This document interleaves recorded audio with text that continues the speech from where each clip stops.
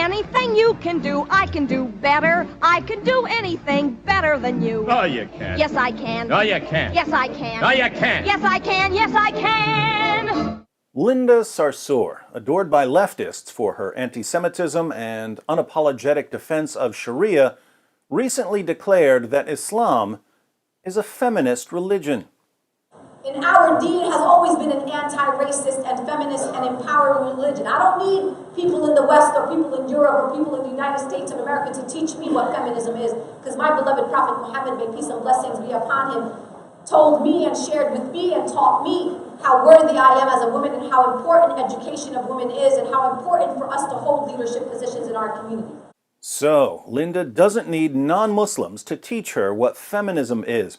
But she does need someone to teach her about Islam. Let's see if Allah and Muhammad can mansplain it for her. Here are our top 10 reasons Muhammad was not a feminist. Number 10. Polygamy for me, but not for you. While Islam allows Muslim men to have up to 4 wives at the same time, unless you're Muhammad, in which case you can have many more, Muslim women aren't allowed to have more than a single husband at a time. Allowing polygamy for men but not for women is unequal treatment and therefore violates the core tenet of classical feminism. Number 9. Non-Muslim spouses for me but not for you. The Quran allows Muslim men to marry Jewish and Christian women, but Muslim women aren't allowed to marry Jewish or Christian men. It's assumed in Islam that men control their wives and the religious beliefs of their children, so that a Muslim man with a Christian wife will raise Muslim children. A Muslim woman, however, wouldn't be able to control a Christian husband, so she couldn't be sure that her children would be Muslims. Thus, she can only marry a Muslim. Once again, this is unequal treatment and a clear violation of feminism. Number 8. A veil for you, but not for me. In Surah 33, verse 59 of the Quran, Muslim women are commanded to cover their entire bodies with their veils, except for 1 or 2 eyes, so that they can see. Since Muslim men aren't required to cover their bodies with a veil, we once again see the inequality. If a man lusts after a woman's body, it's the woman's fault, so she's responsible for covering herself. But men aren't responsible for tempting women, so men don't have to cover themselves. Are these kinds of double standards condoned in feminism? Number 7.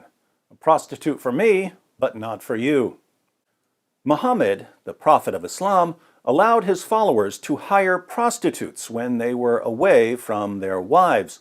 This is a practice called mutta, or temporary marriage, in which a Muslim man pays a prostitute to be his wife for an hour or a day or a few days.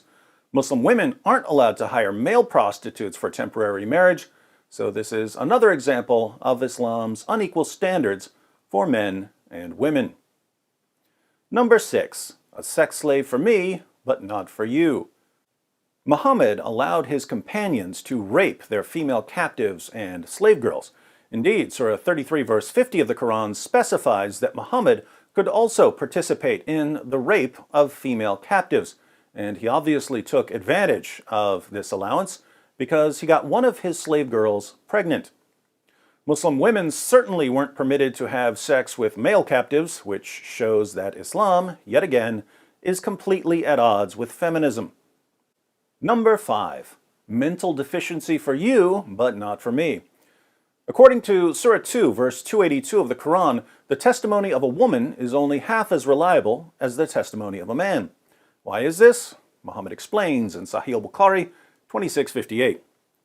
The Prophet said, "Isn't the witness of a woman equal to half of that of a man?" The women said, "Yes." He said, "This is because of the deficiency of a woman's mind." The testimony of women is unreliable because women are, by nature, stupid. Is this what feminism teaches? Number 4. Hellfire for you, but not for me. In Sahih Muslim 2048, Muhammad proclaims that most women are fuel for hell. In Sahih Muslim 241, he says that women are the majority of the people of the fire. When a woman asks him why hell is full of women, Muhammad replies, "You curse a great deal and are ungrateful to your husbands. I have never seen anyone so deficient in intellect and religion, more overwhelming to a man of wisdom and reason than you." Hence, women aren't just intellectually inferior to men, they're also morally inferior to men. I wonder if today's feminists would agree. Number 3, leadership for me, but not for you. Due to the intellectual and moral deficiencies of women, Muhammad insisted that women are permanently unfit for political leadership. In Sahih al-Bukhari 7099, Muhammad maintains, "Never will succeed such a nation as makes a woman their ruler." Try quoting that to all the feminists at the next Women's March. Number 2, a beating for you, but not for me. Islam instructs men to beat rebellious wives into submission, but doesn't allow women to beat rebellious husbands. Allah revealed in Surah 4, verse 34 of the Quran, "Men are in charge of women, because Allah has made the one of them to excel the other, and because they spend of their property for the support of women. So good women are obedient, guarding in secret what Allah has guarded. As for those from whom you fear rebellion, admonish them and banish them to beds apart and scourge them. Then, if they obey you, seek not a way against them." Apparently, Linda Sarsour is convinced that beating women into submission is the very heart of modern feminism. Number 1, child marriage for me, but not for you. Islam promotes child marriage for girls, but not for boys. The Prophet of Islam himself married a girl named Aisha when she was only 6 years old, and he had sex with her when she was just 9 years old. According to Muslim sources, Aisha still hadn't reached puberty when her prophet consummated the marriage. In Surah 65, verse 4 of the Quran, Allah explains how Muslim men should divorce prepubescent girls after having sex with them. Talk about a patriarchy. Needless to say, feminism rejects child marriage and must therefore reject the Quran's claim that Muhammad is the ideal pattern of conduct.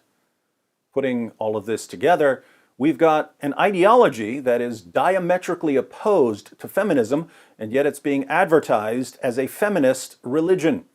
Oddly enough, the people who are most vigorous in asserting that Islam is a feminist religion are women who, according to Muhammad, are inherently stupid and immoral. Perhaps when Linda Sarsour claims that Islam is a feminist religion, she's simply trying to prove that Muhammad was right about women being stupid and immoral. Fortunately, we don't have to agree with her. So, what did you think of our top 10 list? Are there any other reasons Islam is not a feminist religion? Let me know in the comments section. Off the top of my head, I can think of several points I didn't include in this video, so tell me if you'd like to see a follow-up video titled 10 More Reasons Muhammad Was Not a Feminist. In the meantime, Linda Sarsour also claimed that Islam is a religion of racial equality. Be sure to watch one of these videos to see if she's right.